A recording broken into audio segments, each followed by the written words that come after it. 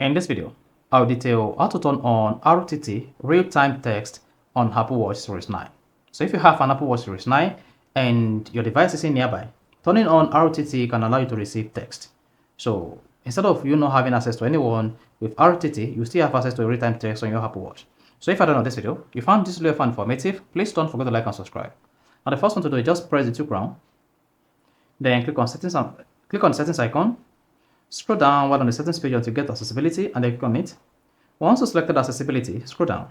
So just keep scrolling until you get to hearing. Under hearing, locate RTT and tap this. Then you'll see RTT can be accessed from the phone app and allow you to make and receive RTT phone calls when your phone isn't nearby. So RTT simply means real-time text. It's protocol offering more reliability, better text support, and the ability to speak and hear while using RTT. Now to turn this on, just go ahead and toggle this. There you go. Then you've successfully enabled the RTT. So when next you want to make a phone call on your Apple Watch, go to the phone app, then put a call to the number like this. Then you should see an option here. Then you should see the RTT here.